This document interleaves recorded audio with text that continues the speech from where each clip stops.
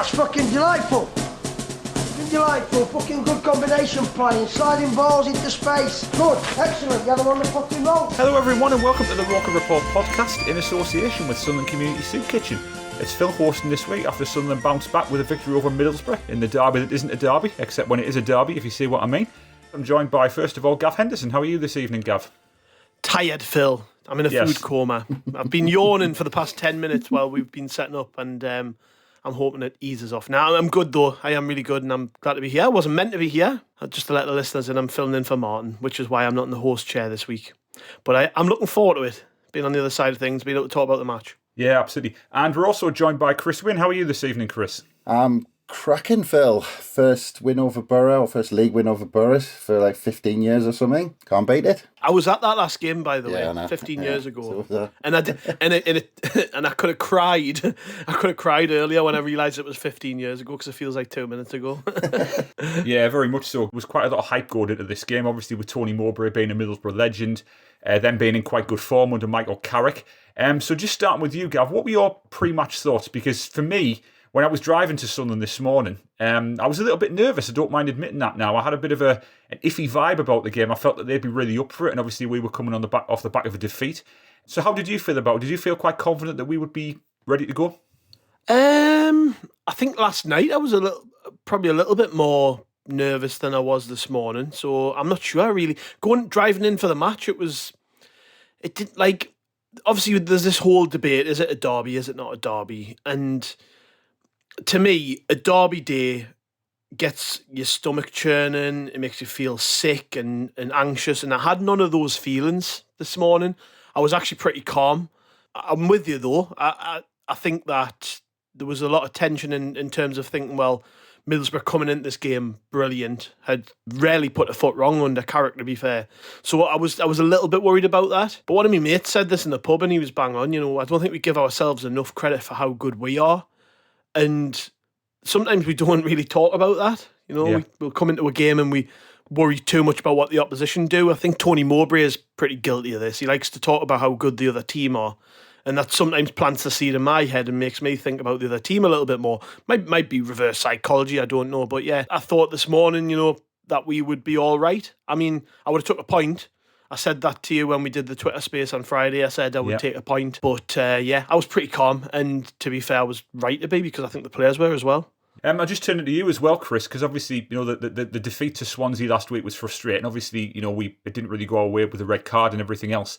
And we know that this team has resilience. We know that they can bounce back. So were you with Gav on that? Did you feel confident that we would be able to perform in this game? Well, yeah. I mean, going back to the pod during the week, I didn't think he would make too many changes from what started against Swansea because we came out the block so well against Swansea. I thought we were fantastic until the red card. I mean, I said during the week, there was only going to be one team who won that game, and that was going to be us until Luke O'Nien did his thing. But the pod during the week, Gav, we said high scoring game, and we said it was going to be close. And at half time, I thought actually there was only one team who looked like they wanted to win the game, and it was low scoring. So we got it completely wrong at half time. but yeah, I mean, just on the team and how they approached the game, I didn't have too many worries that we'd be up for this one and we'd at least start well. And that's how it turned out. I mean, I think the first period of the game set the tone, especially for that first half. I thought we came out and we were absolutely superb. And I thought Mowbray had us set up perfectly to implement his game plan. And I thought, just as Gav said, talking about giving us credit about us, on our day, we've said it a few times on our pod, but we're a fantastic team. We really are when we get it right. When all the chips fall into place, we're a fantastic side. And I think actually for the first time in a while at home, I think we showed that today. Yeah, absolutely. And I think we've talked about this before, haven't we? That we haven't really been outgunned by anybody in this division, over 90 minutes on very few occasions, if at all. So I think you're absolutely right there, Chris. We know how good we can be. It was interesting actually because you guys wouldn't have heard it, but Luke O'Nien was on commentary for the first 20 minutes. Of the game. Yeah. And it's funny what you've all right, I didn't know that. What you've just said there, Phil, it was a weird setup. They had Luke O'Nien, like third commentator with, I can't remember the main commentator's name, but it was Don Goodman and Luke O'Nien. And for the first 20 minutes, it was like almost ignoring the game a little bit and doing a little interview with Luke O'Nien at the same time for the first 20 minutes. And what you've just said there, Phil, about, because they asked him specifically, they said, who's been the best side you've come up against in the Championship this season? He kind of went silent and they were kind of waiting for an answer. And he went, I don't know, because we've been brilliant. We've been competitive in every game and nobody's really blown us away or wiped the floor with us or been completely the better side. And he says, I can't think of anyone because nobody's really outplayed us. And, the summary we've just given, I mean, it's true. You look at all the top sides. I mean, I think, the Sheffield Uniteds, the Burnleys, the West Broms, the Middlesbroughs, we've probably been the better side in a lot of those games. And there's nobody in this division wiped the floor with us. And Luke O'Nien said as much. He couldn't think of a side who would give us a hard game. Well, let's dive into the game then, because obviously there is plenty to talk about. Aji Elise was restored to the starting lineup today, which was good to see, because obviously he's been on the comeback trail. And as Chris said there, Gav, early doors, we really looked positive, didn't we? We took the game to Middlesbrough. I think our Roker Report colleague James Nichols summed it up later on in the game when he said that, Boro seemed to come and set themselves up for a battle, and we just decided to try and kind of play through them, play our natural game. So it was encouraging to see, wasn't it? The early doors that we stuck to our guns, we played our natural game. And obviously there was a good early chance for Ahmad, who shot wide. Where I was sitting, it looked as if it was in. I was surprised. I couldn't believe it when it missed. But it was important, wasn't it, to kind of set the tone. You're at home, big crowd, good atmosphere. And we really came out well, didn't we? Yeah, I mean, me and Chris talked about this on the pod we did during the week. We had to come out and we had to play on the front foot, just like we did against Swansea. I'll be honest, Middlesbrough surprised us. I'm not really sure what their game plan was. They didn't press us. Yeah. They sat in, but they didn't really do anything when they had the ball. I don't know. For me, I don't know about you two, but when I was watching the game and watching Middlesbrough, that wasn't the team I was expecting. Haven't heard quite a lot about how great they've been recently, and you just got to look at their results. The results have been excellent. This is definitely their biggest game of the season, because they absolutely love playing against Sunderland. They always beat us more often than not. More often than not. I was really surprised by Middlesbrough, really. They made it quite easy for us, which allowed us the time we needed to do what we wanted to do. Like, Dan Neil and Michu in particular are players who love when teams do exactly that, sit off them and let them have the ball. Worst thing you can do, if you push on them, you get three midfielders in against them too, and really harry and harass them. That is how you make Sunderland play poorly, I think. Even if it's Evans in there, if you can get three in the middle on our two, push, harry, press, make us lose the ball, make us lose possession, then you've got our number. But for me, they played in our hands. They let us have the ball. They allowed us all the time we needed. And it became it felt at times a bit like a training game. When I was coming out after the game, there was a lad on the end of the road I was talking to him, and he said, that's probably the best performance of the season from start to finish that I've seen. And I would agree with that. I think, the way we started the game set the tone, and it's been difficult this season at home, hasn't it? We haven't played brilliantly for large chunks of the season at home, but it does feel like we've got the right blend now with how to play at home.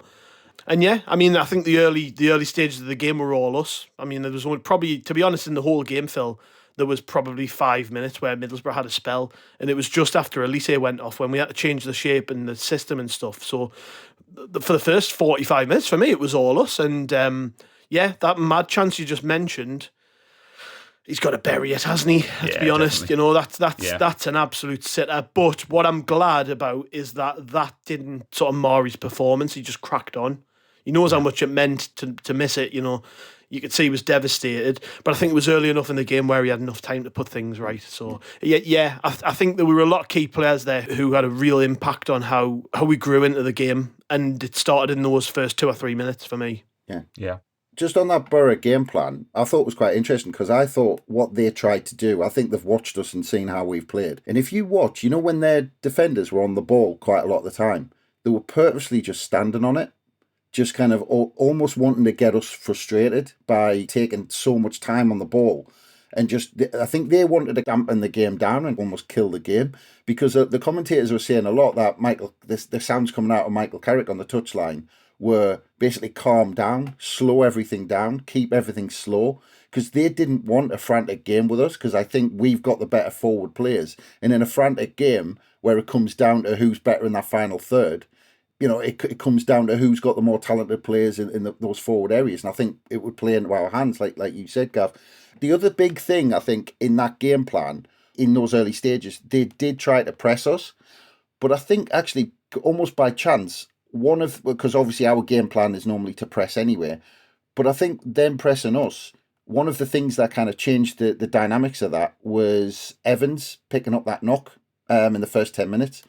Because when he was replaced with Michu, I thought we kept possession a little bit better. I thought we were a bit quicker knocking it about and keeping those 5-10 yard passes going between the link between the back and the front. And I thought we were a little bit quicker with that. And then when they were kind of slow on the ball, we pinned them in and won possession back quite quickly.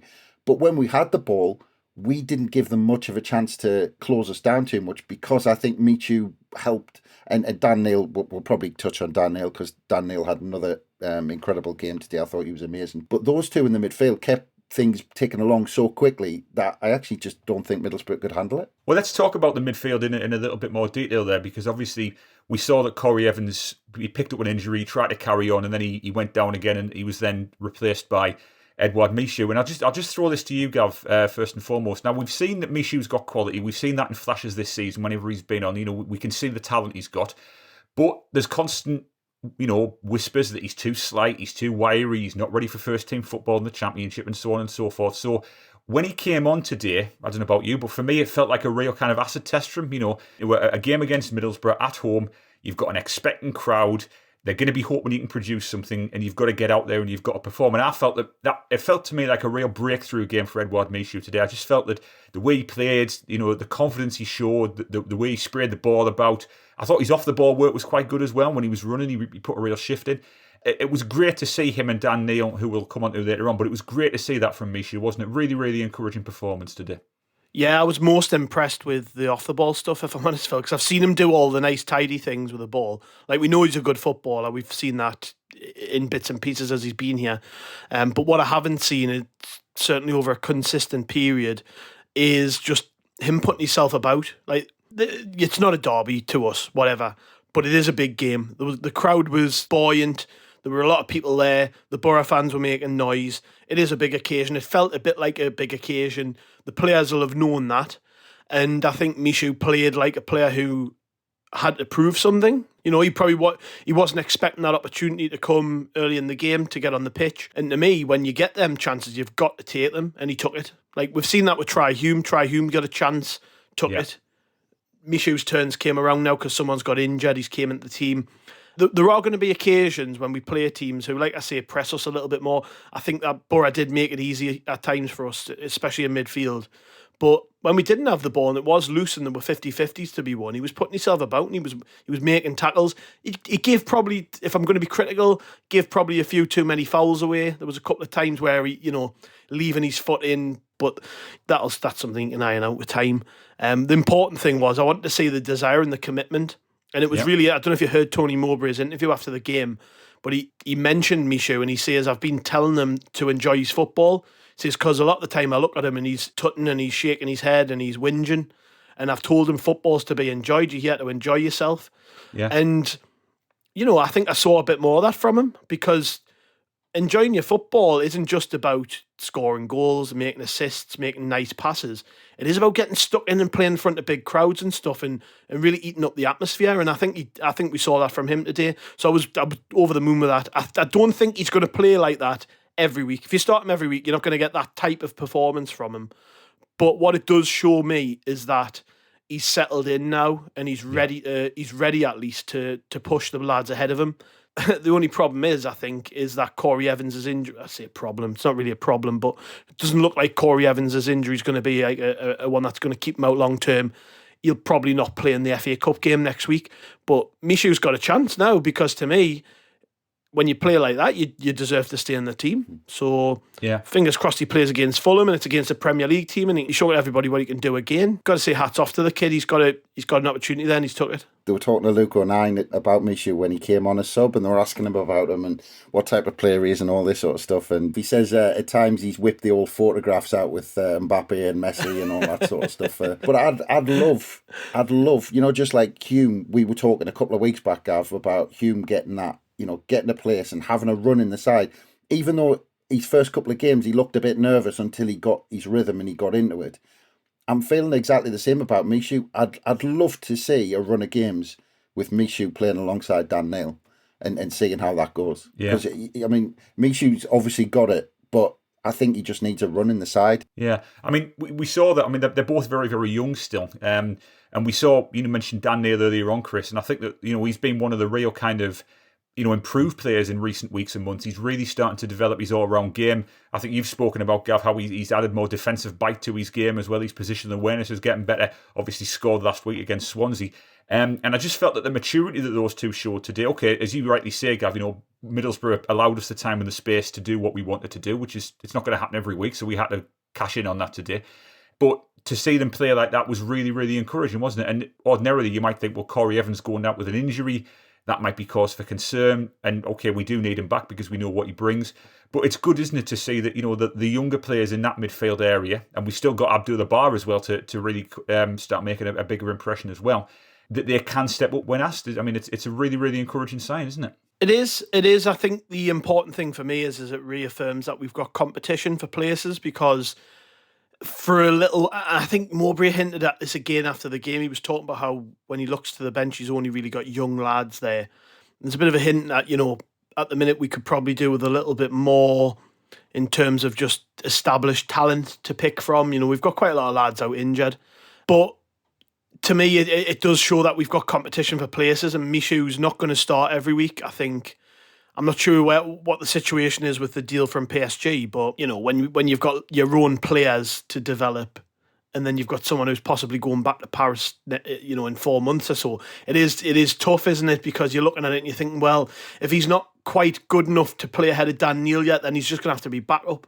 And I'm more interested in the likes of Bar, Dan Neil, and maybe somebody who we're going to bring in. I know we've been heavily linked with the lad from West Ham, but we need competition in those spots because, like I say, Ahmad will be gone soon, unfortunately, and we have to think about that. And I think Tony Mowbray was talking about how, after the game, how he sees Bar as his replacement, which is quite interesting.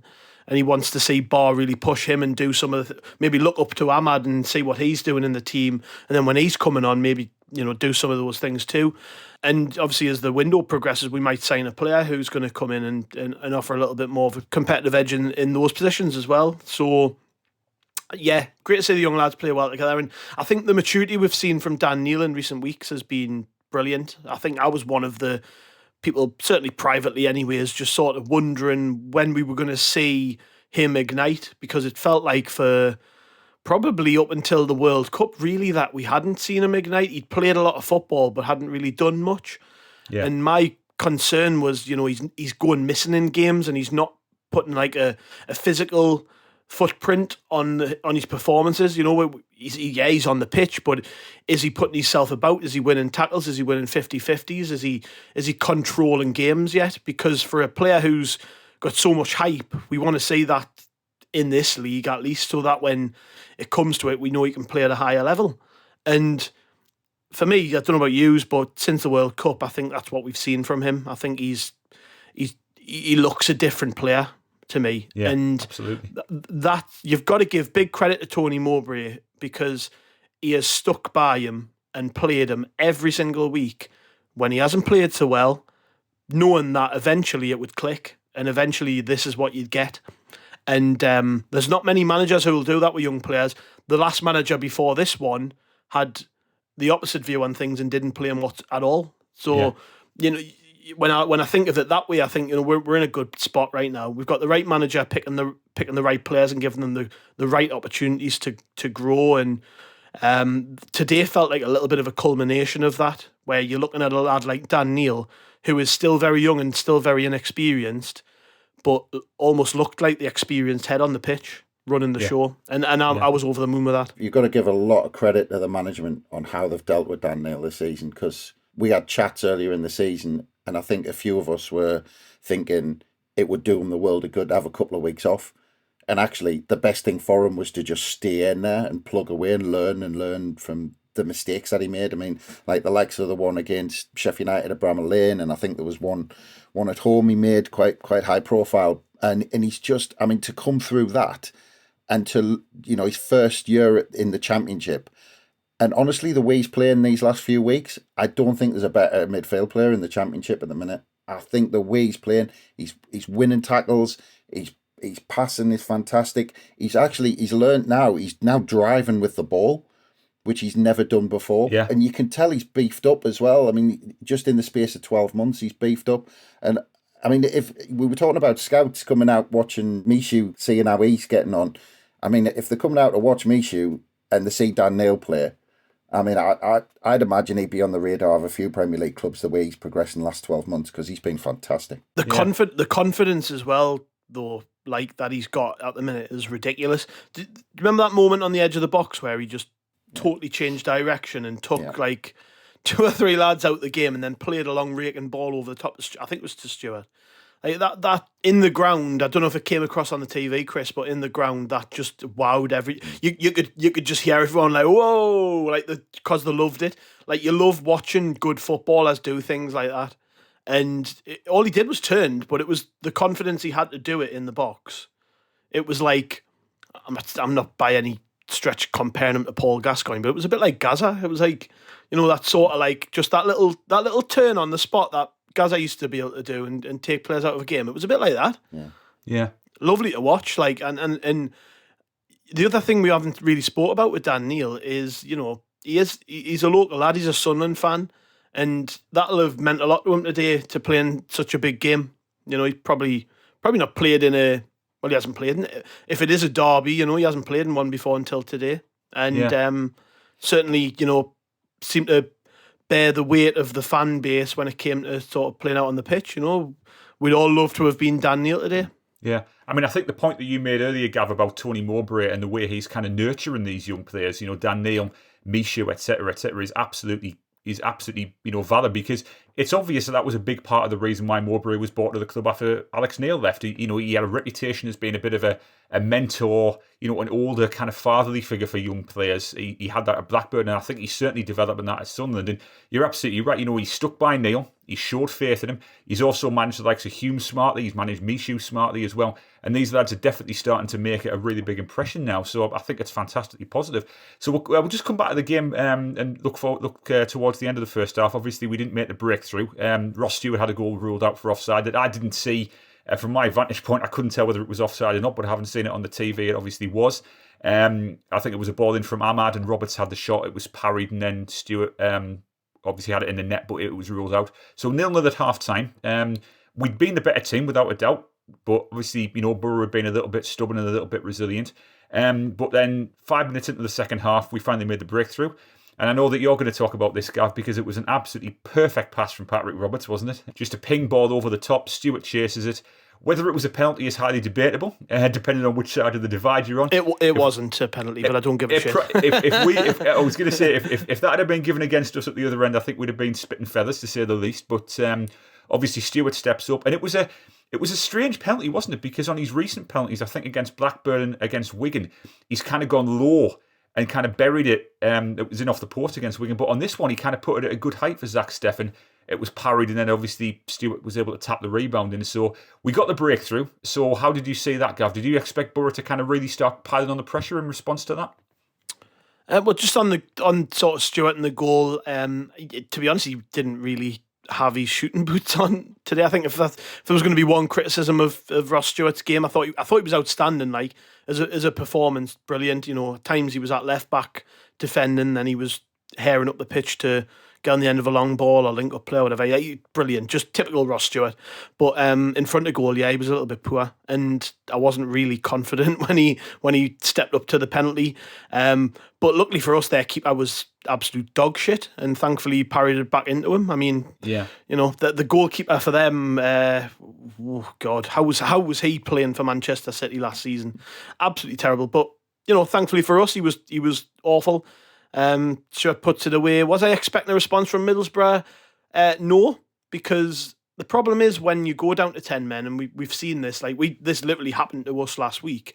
When you go down to 10 men, depending on what time in the game it is, it's difficult to then overcommit. If let's just say it's 11v11, Middlesbrough score 10 minutes into the game, then it's on us to get back at them, because we've both got 11 men on the pitch. They're ahead. We've then got to overcommit at times. We've then got to pile the pressure on, play with the higher tempo and stuff. But when you're like when you go behind and you've got 10 men, it's very difficult to then come flying out because you're just going to leave gaps all over the pitch. And particularly the way we were playing, had Boro come out and committed higher up the pitch and try to play 10 yards further forward, it could have been 2 or 3-0 within 5 minutes because they would have left gaps. And I think that probably was playing on Carrick's mind. I was, with my mates standing at the match, and we did talk about this. I said, what would you do if you're Michael Carrick right now? Because on one hand, you're losing and time's running down, and Sunderland are so, on top, it's ridiculous. What do you do? Because if you overcommit, you're probably going to concede again. You're going to have to take a gamble and see if you can get a goal. But if you keep sitting like that, you're just a sitting duck, and eventually Sunderland are going to score again. That's exactly what happened, because at no point did they really commit forward and try and get the second goal. So I wasn't worried because I'd watched that sort of first period of the game, first half and stuff, and I'd seen nothing from Middlesbrough that worried us. It was one of those weird occasions where Middlesbrough were so nondescript in their performance that I actually didn't know who was on the pitch for them. So normally, when you're watching a good bit of attacking play, or the other team come at you, like you pick out certain players, you go, "Oh, he's playing well," or "That was a good pass from such and such." Come full time, I thought about it. I'm thinking, who actually played for Middlesbrough today? It wasn't until my mate mentioned that Paddy McNair came on after the red card that I knew he was even on the pitch. I had no idea because they were just so poor, Middlesbrough. And I think with regards to how things played out after the goal, I think, to be honest, I was more expecting Sunderland to get another couple of goals because we were just so much better than they were. Yeah. I mean, Chris, obviously, in that second half, I think the key word that we can probably use here is composure from Sunderland. I did think we managed the game quite nicely. And obviously, we had the man advantage, which always helps. But I think if there was a thing I could be critical of, it was that when we were getting into good positions on the edge of the Middlesbrough box, I felt at times we were being a little bit too intricate with our build-up there. We were trying to be a little bit too clever, a little bit too cute, maybe taking 5 or 6 passes when 3 or 4 might have been, sufficient. And I felt that Jack Clarke in particular, and I don't want to sound like I'm digging Jack Clarke out because, we've all spoken about how good a footballer he is and we know how good a player he is. There was an occasion when he got the ball and he ended up cutting inside, and actually Ross Stewart ended up on the wing with the ball at his feet, and you're thinking to yourself, what's happening here type of thing. So did you get that sense as well, that we could have maybe been a little bit more simplistic in our play rather than being a little bit too intricate? Well, I mean, just starting with a goal before we get into kind of what happened next, because I know Gav said it wasn't a penalty, and I agree with that, but it was a foul and a red card. It was half a yard outside the box because he kind of lunged across him, so it was still a foul, but it was still a foul and a red card, but yeah, it wasn't a penalty. It was just outside the box. I think Don Goodman was trying to argue that his toe touched the line, so it was a penalty or something like that. But, but I wasn't convinced myself. So yeah, I mean, just in terms of that intricacy you're talking about and the football. I mean, let's caveat this with, we love to see that. It's absolutely fantastic. Oh, absolutely. And some of the 1 touch, 2 touch between Roberts and Ahmad. I mean, we'll probably have to go back to almost Mickey Gray and Alan Johnson for a partnership that just seem like they're on the same wavelength. I mean, it's that sort of partnership where they just know where each other are, they look for each other. It's that sort of link, and it's been a long time since we've had that. But I mean, coming back to the goal, the Patrick Roberts half volley that put it over the top. I mean, I'd like to see us mix it up a bit at times and do that a little bit more often, because Ross Stewart is always on the shoulder of the last man. And actually, and it showed in that kind of ground race that he had with Fry, that Ross Stewart's quite quick. He's, people might not think, might look at him and think he's a target man and not very mobile. He is deceptively rapid. Ross, I mean, look at the playoff against Sheffield Wednesday. Exactly the same. Ball over the top, defender under pressure. Ross Stewart's on it, and he's quick and he harries people. And actually, just sometimes, I mean, I love us to play. I love us the way we play football is fantastic, and I want us to keep doing that. But just every so often, look for Ross Stewart over the top and see what we get from it. I mean, just mix it up a bit so teams aren't kind of sure what to expect from us. Because yes, and the problem was with trying to do that all the time and trying to play football all the time.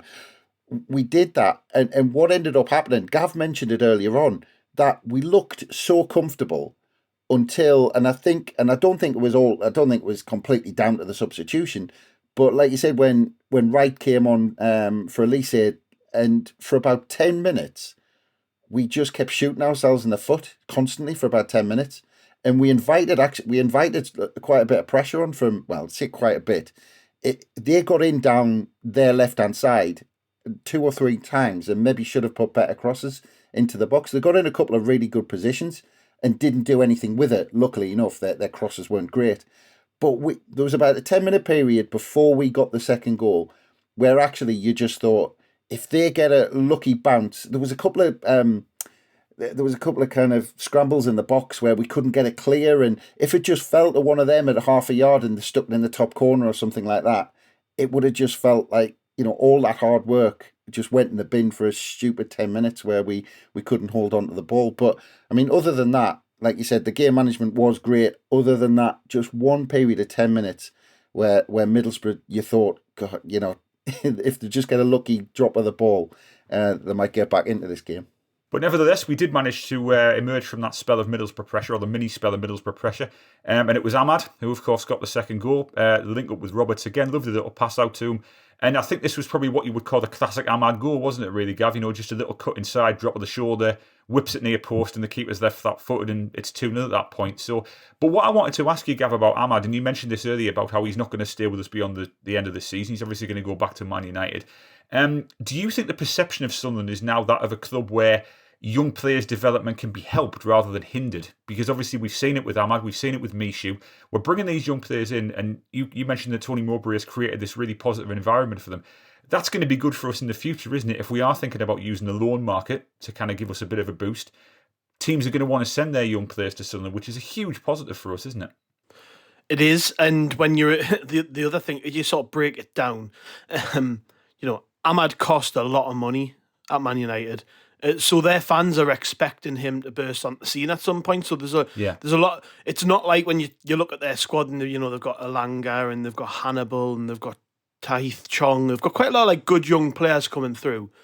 But this is a bit different because Ahmad was bought in and they paid 40 million euros for him. So they are expecting him to do well. And when he went to Rangers, I think they were disappointed that he didn't burst onto the scene there because he sort of went there, didn't really get a proper chance, and I don't think the Rangers fans were particularly impressed, which amazes me when you see how good he is. It's just, he imagine putting in this version of Ahmad into the Rangers team now or the Celtic team, he'd be the best player in Scotland by a country mile. So it's just, Sunderland have done a really good job with Ahmad. And the other thing is as well, by the way, is he was signed when we just come out of League One. So to me, it not only shows that we can develop young players, but it shows to the likes of Man United, Man City, Liverpool, Chelsea, whoever it is, that you can send us a player who you want to be first team ready and we'll get them first team ready. And that's the thing, is we're not talking about, with all due respect, like a Callum Doyle, who's one of many young players at Man City and was sent here and did all right, and he's went to Coventry and I think he's doing all right there. It's not that sort of youngster loan signing. It's like, who have you got who needs to play 50 games this season, who you want to be ready next season to be a first team player for you? You know what I mean? It's a different calibre of young player that we should be able to attract. And it was a bit of a test, wasn't it? It was a bit of a test, really. And, if we send them at this hopefully sets us up for the future as well, because Man United in particular have some really good young players. So yeah, I think we've done a brilliant job with Ahmad. There's no sort of skirting around that at all. It's good to see us get these lads though, because how long has it been since we had a really good youngster from a top team? I know we had like the likes of Danny Rose and God, I can't even remember. We haven't had that many. Johnny Evans, maybe. Yeah, Johnny Evans going further back than that. It's been a while, hasn't it, since we got a really good youngster on loan from a top team. Shit. But yeah, great. Yeah. I'm sorry, Chris, you were going to say something. I was mumbling Shea Given going back way back. But just on Ahmad, and it's funny because I was thinking there, Gav, when you were talking about going through, Ahmad, the moves he's had, and it didn't quite work at Rangers.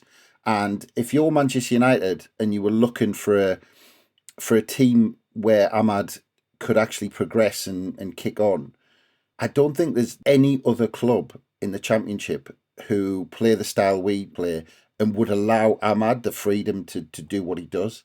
I think even at the top, even the likes of Company at Burnley, when we played them, they seem quite rigid and they've got a structure in their game.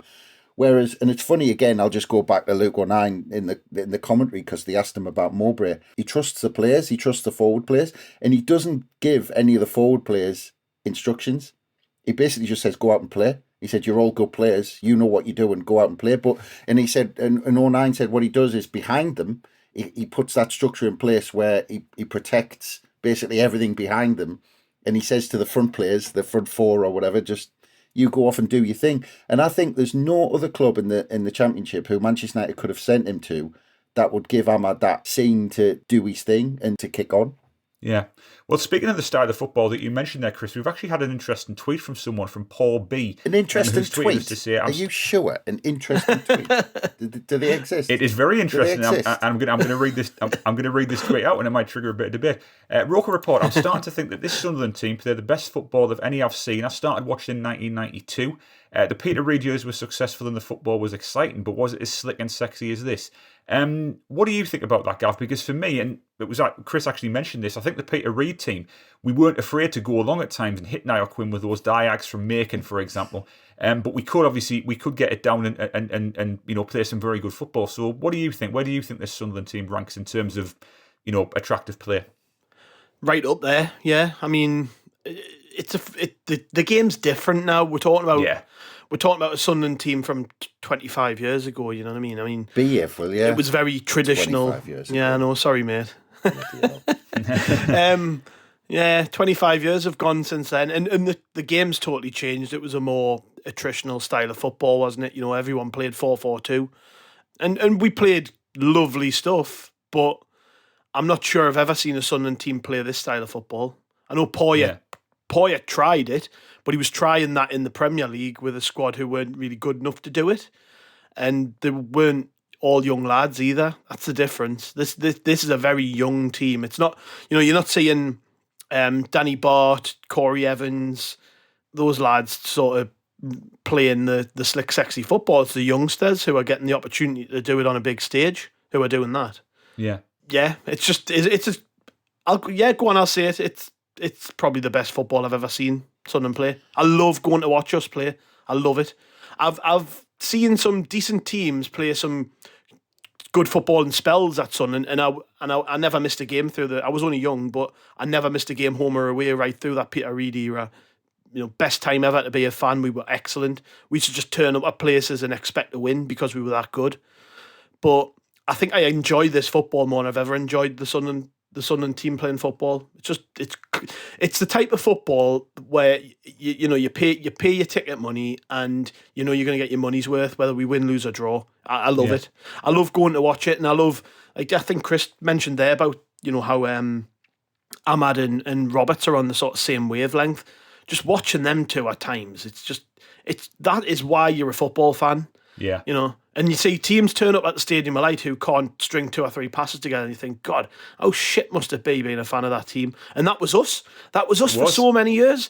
We were Absolutely. That team who couldn't string 2 passes together. So long may it continue. This is the best football I've seen Sunderland play in my life. Do you agree with that, Chris, or have you got a different view on this one? Yeah, I agree, Phil. It was an interesting tweet. I can't believe you found one, but you did. I was just thinking, I was kind of sitting there with probably a big grin on my face while Gav was talking, trying to think of the teams I've enjoyed seeing play in a red and white strip. And yeah, you've got to go back to, obviously, Gav mentioned Reedy's team.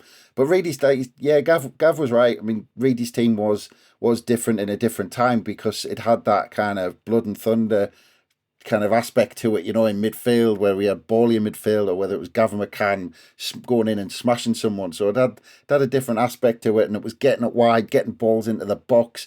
It was long diagonals by Mickey Gray and Chris Macon. So it was a different type of excitement. It was kind of, it was always in your face type of football, which Sunderland fans kind of loved. And I mean, like Gav said, just fantastic years, and loved watching that team play.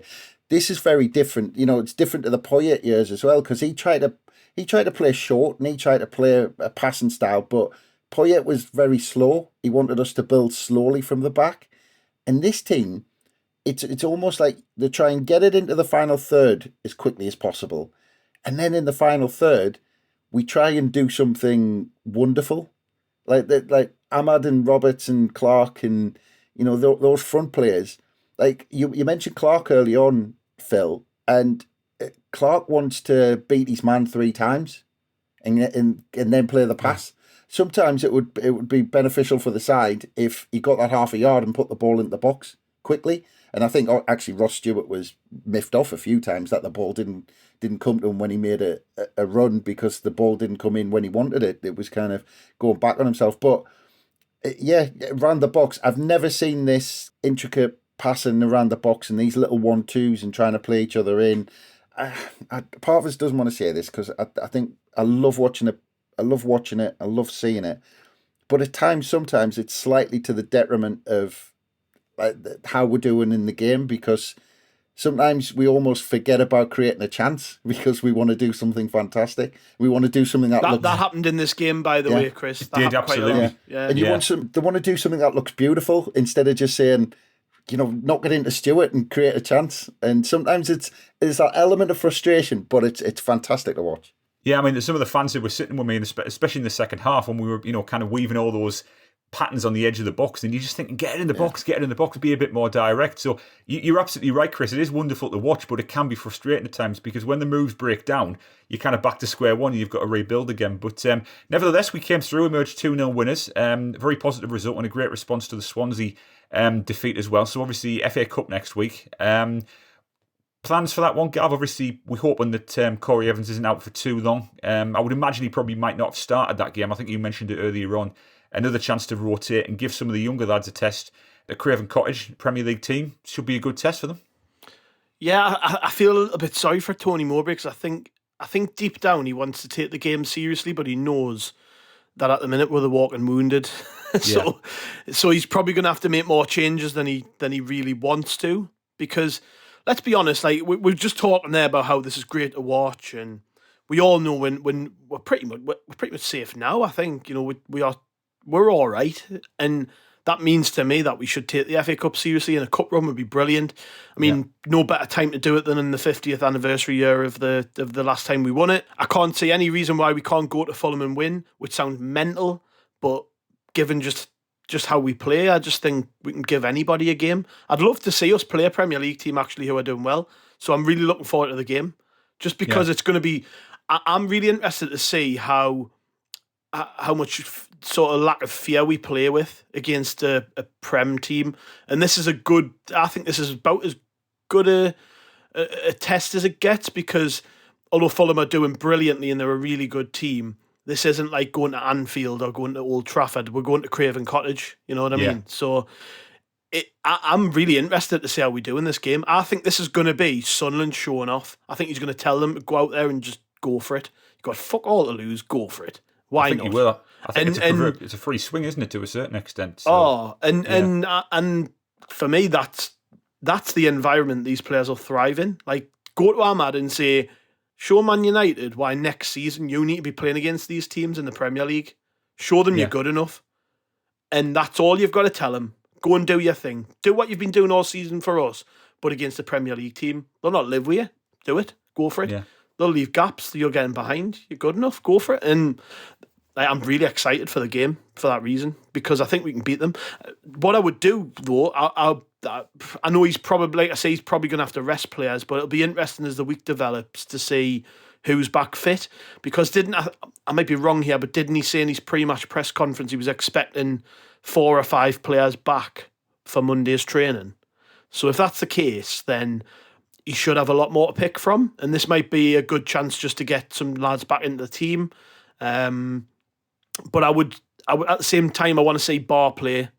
I want to see Bennett get some minutes, because he's been a bit unlucky for me. I think whenever he seems to come on, it's when there's like really no point for him to be on the pitch.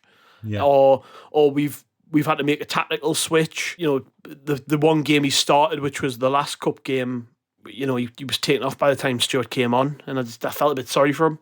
So yeah, I want to see maybe a little bit more from him. But I think to me, I would just try and do more of the same. Just tell them to go out there and do what they've been doing, because I don't think Fulham will be looking forward to this game. I don't care what anybody says. I think they're going to rest players that have seen us play today, and they'll be thinking these aren't bad. They might be in the Championship, but they're not bad. And when was the last time we had a cup upset as well? So yeah, go for it.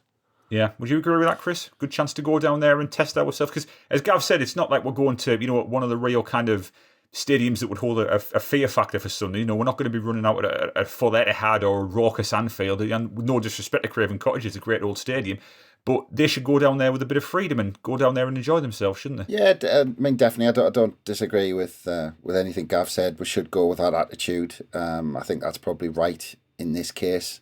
I can't help but feel, though, that it's just a bit of a distraction, especially following Middlesbrough. I would have loved us to have cracked on in the Championship and gone on a good run in the Championship after a good win like that. And chances are, because I watched Fulham against the Mags last week, and I thought Fulham were excellent at St James's. I thought they looked a really good side. It actually surprised me how good they were at St James's. I mean, the 7th in the Premier League. They've won their last 4. Or I think they've won the 4 of the last 5 or something. And I think they're a really good side. And like Gav said, it is a good test. It is a good test. But I just think it was a crap draw. It was just I didn't want someone like Fulham away from home. And I know a London trip's always good, but yeah, I'm a bit meh about next week. I might get more excited closer to the game, but I just feel it's a distraction. I feel it's a shame we're not following a good win like the one against Middlesbrough up with a game in the Championship. Yeah, it's going to be interesting to see how we handle it. Well, just before we go tonight, we're going to read out we asked for some of your 3-word reviews of today's game. So we're going to read some of them out now. Adam SAFC 29 says back 4, wow. Owen Sarah says onwards and upwards. Tebs Pier says not a derby, with full stops to emphasise that. The Peakies also says not a derby. Owen Main, we hate Boro. Darren Burke says Hume's a find. Neil Macbeth says they were shite. Can't disagree with that, Neil. Can I stop you there? We haven't really talked about Hume, have we, very much? We haven't, no, and I did. Yeah, I mean, he was absolutely fantastic today, wasn't he? And again, he's been a real breakthrough star for us this season. Unreal. He looks like he's played 150, 200 games at this level. Like, why has he been sat on our bench since last January? I just don't get it. Maybe it's a case of he just needed a little bit of time to settle in, but he's character and everything. Like, you see this with the lads who come from the Irish leagues. They've got something about them which isn't present in our kids, because they've had a bit more of a tough upbringing. Even when he moved to left back, I thought he was brilliant. He's just getting better and better every game. I mean, every time he's put on the pitch, he's not just getting a little bit better in every game. He's getting exponentially better in every game. He's just like from the player we saw when he looked a bit tentative in those first couple of games, and now you can see the way, even the way he's just presenting himself and he's standing up. He knows that he's looking at his other players and he's shouting at his other players now. He's shouting at his teammates. And he knows now that he's part of that team, and he knows he's like, the way he's playing, he can't be dropped the way he's playing. And if he keeps carrying on improving the way he is, I mean, I just thought he's fantastic. And it's funny because how good he is on the ball, how much he actually influences the game from fullback, like getting forward and taking part in the game. Sometimes you'll see him come inside and kind of join in the kind of what's going on in midfield. And so he just, at one point, I think in that first half, I just thought Hume's all over the place.